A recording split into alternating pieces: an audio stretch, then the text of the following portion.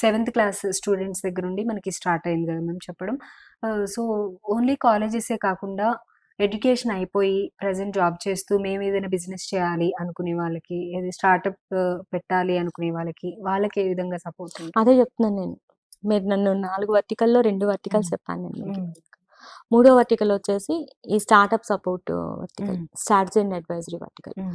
దీనిలో ఏం చేస్తామంటే మేము ఆల్రెడీ ఎడ్యుకేషన్ అయిపోయి నేను ఏదైనా చేసుకోవాలనుకుని వచ్చే వాళ్ళకి, హ్మ్. లేదు ఆల్రెడీ మేము ఒక ఐడియాతో వచ్చి ఒక చిన్న స్టార్టప్ ఎస్టాబ్లిష్ చేసుకున్నాము. దానికి మాకు సపోర్ట్ కావాలి అని వచ్చిన వాళ్ళకి, హ్మ్. ఒక ఎంఎస్ఎంఈ పెట్టుకున్నాము సపోర్ట్ కావాలి అని వచ్చే వాళ్ళకి అందరికీ ఈ స్ట్రాటజీ అండ్ అడ్వైజరీ నుంచి హ్మ్. మేము కన్సల్టింగ్ సర్వీసెస్ ఓకే ఇస్తున్నాము. మ్యామ్. ఇంకో క్వెషన్ ఏంటంటే, ఇప్పుడు కాలేజెస్ అలాగే చిల్డ్రన్‌కి మీరు అప్రోచ్ అవుతున్నారు. మీరు ఒక వే చూపిస్తున్నారు. ఎలా మీ దగ్గరికి రావాలి అనేది. కానీ వీళ్ళకి తెలీదు గదా! ఏ విధంగా అప్రోచ్ అవ్వాలి? అసలు ఏదైనా వెబ్‌సైట్ ఉందా? లేదంటే వెబ్‌సైట్ ఉండింది. ఓకే. www.founderslab.co.in. ఓకే. సో, ఈ వెబ్‌సైట్‌లో కాంటాక్ట్ అడ్రెస్, ఫోన్ నంబర్ అన్నీ ఉంటాయి. హ్మ్. కాంటాక్ట్ చేయొచ్చు. Email okay. ఐడీ ఉంటుంది. హ్మ్. సో, ఈమెయిల్ ఐడీ ద్వారా కూడా మెయిల్ రాయవచ్చు. ఇంకా ఒకటి ఏంటి అంటే ఇంక్యుబేటర్స్‌లో కూడా మేము కనెక్ట్ అయ్యి ఉన్నాం కాబట్టి ఏదైనా ఇంక్యుబేటర్ ద్వారా కూడా కనెక్ట్ అవ్వచ్చు. ఓకే. సో, వీటిలో ఇంకొకటి ఏంటి అంటే ఈ స్ట్రాటజీ అండ్ అడ్వైజరీతో పాటు మేము ఇంకొక ఎగ్జిక్యూషన్ వర్టికల్ కూడా ఉండింది. అదేంటి అంటే ఇప్పుడు ఒక గవర్నమెంట్ ఏదైనా ఒక డిస్ట్రిక్ట్‌లో ఒక 50 ఆంటర్‌ప్రెన్యూర్స్‌ని కావాలి అనుకుంటుంది. చేయాలనుకుంటుంది. హ్మ్. దానికి సంబంధించిన ఎగ్జిక్యూషన్ పార్ట్నర్స్‌గా కూడా మేము పనిచేస్తున్నాము. ఓకే. ఆంటర్‌ప్రె ఈడీఐ లాంటి ఆర్గనైజేషన్స్‌తో పనిచేస్తున్నాము. సో, వీళ్ళ మ్యాండేట్ ఏది ఆంటర్‌ప్రెన్యూర్స్‌ని క్రియేట్ చేయడం. సో, అట్లాంటి వాళ్ళకి ఎగ్జిక్యూషన్ పార్ట్నర్‌గా మేము ఎగ్జిక్యూట్ చేయడానికి సంబంధించిన రిసోర్సెస్‌ని ప్రొవైడ్ చేయడం గానీ, ఎగ్జిక్యూట్ చేయటం గానీ ప్రాజెక్ట్ మ్యాండేట్ ప్రకారం చేస్తామనమాట. ఓకే. తర్వాత ఫినాన్షియల్ సపోర్ట్. హ్మ్. స్టార్టప్స్‌కి గానీ, ఎంటర్‌ప్రైజెస్‌కి గానీ, స్టూడెంట్స్‌కి గానీ, ఇన్వెస్ట్‌మెంట్స్, ఫినాన్షియల్ సపోర్ట్ అనేది కీ. హ్మ్. వాళ్ళు ఎంటర్‌ప్రెన్యూర్ కావాలి అంటే. హ్మ్. దీనికి సంబంధించి ఇన్వెస్టర్స్‌ని పూల్ చేయటం గానీ, బ్యాంక్స్‌ని పూల్ చేయడం గానీ we are doing it. Okay. ఇప్పుడు స్టూడెంట్స్‌లో చాలా మందికి మేము స్టార్టప్ మేమే ఒకటి క్రియేట్ చేయాలి. ఇవన్నీ ఉంటాయి. మీ దగ్గరకొచ్చి అప్రోచ్ అవుతారు, చెప్తారు. కానీ కాలేజ్ స్టూడెంట్స్‌కైనా లేదంటే స్కూల్ స్టూడెంట్స్‌కైనా సరే ఒక రకంగా ప్రెషర్ అనేది ఉంటుంది. వీళ్ళకున్న ఇంట్రెస్ట్ ఒకటుంటుంది. ఇంట్లో పేరెంట్స్ నుండి ఒక ప్రెషర్ ఉంటుంది. వాళ్ళు పేరెంట్స్‌కి నచ్చజెప్పడానికి కూడా ఆహ్, కాన్ఫిడెన్స్ అనేది మీరేమైనా చెప్తూ ఉంటారా? ఇలా ఉండాలి, ఇలా చెప్పాలి పేరెంట్స్‌కి అని చెప్పి. 2 రకాలుగా చెప్తాము. ఒకటి మీ సక్సెసే మీ పేరెంట్స్ అగ్రీమెంట్‌కి కీ అన్నది. పేరెంట్ ఎలా అగ్రీ చేయాలి అన్నది మీ సక్సెసే. మీరొక హ్మ్. ఇన్నోవేషన్ చేసుకొచ్చారు. దాన్ని జనంలోకి తీసుకెళ్ళినప్పుడు మీకొచ్చే పేరు ప్రఖ్యాతులు కానివ్వండి, మీకొచ్చే ఆపర్చునిటీస్‌ని మీరు వాళ్ళకి క్లియర్‌గా చూపించాలండి. హ్మ్.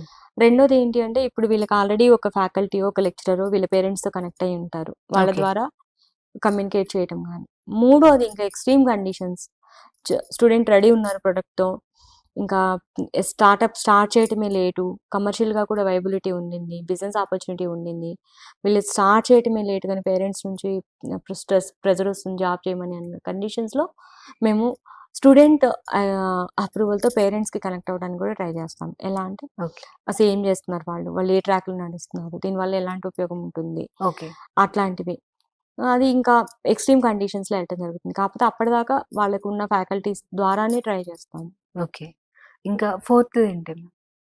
ఫోర్త్ వచ్చేసి execution as I said government projects కానివ్వండి, ఎన్‌జీఓ ప్రాజెక్ట్స్ కానివ్వండి, హ్మ్. ఎవరివైనా సరే వాళ్ళు ఆంటర్‌ప్రెన్యూర్‌షిప్ మీద పనిచేసేటప్పుడు వాళ్ళకి సంబంధించిన కెపాసిటీస్ ఇవ్వటం గానీ, వాళ్ళకి అడ్వైజరీ సర్వీసెస్ ఇవ్వటం గానీ, వాళ్ళకి సంబంధించిన ప్రాజెక్ట్ ఎగ్జిక్యూట్ చేయటం గానీ, వి డూ థాట్.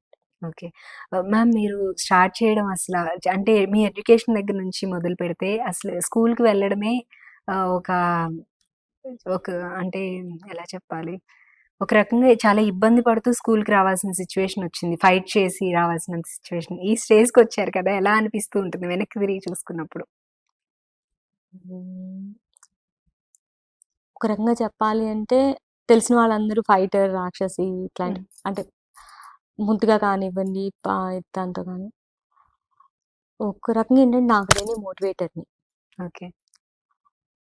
ఏది నేను పీజీకొచ్చిందాక. హ్మ్. ఎలా అంటే చదువుకోవాలి, చదువుకోవాలి. ఇంకా వేరేది లేదు నాకు బ్రెయిన్‌లో. చదువుకోవాలి, నన్ను నేను ప్రూవ్ చేసుకోవాలి, నన్ను నేను నిలబడాలి. సో, ఒక్కొక్కసారి నాకే నవ్వొచ్చేది. 10థ్ క్లాస్ దాకా వెళ్ళటమే గగనం గగనం అనుకున్న అనుకున్నప్పుడు దానికి నేను సివిల్స్ రాయాలని ఆలోచించటం ఏంటి? ఆలోచించేంత ఇదుందా అని. హ్మ్. ఎవరికైనా చెప్పినా గూడా నవ్వుతారేమో అన్న హెసిటేషన్. చెప్తే నవ్విన వాళ్ళు గూడా ఉన్నారు. తర్వాత జాబ్ చేసేటప్పుడు ఏదో చేస్తుందంట్లే, ఎక్కడో ఎన్‌జీఓస్‌తో పనిచేస్తుందంట్లే, ఏమో హ్మ్. చేస్తుంది, ఐడెంటిటీ లేదు అన్న ప్రతి దానికి నాకే వేరే మెట్టెక్కాలి అంటే ఫస్ట్ లెర్నింగ్ అనేది కావాలనే ఇది లెర్నింగ్ కోసం తపన.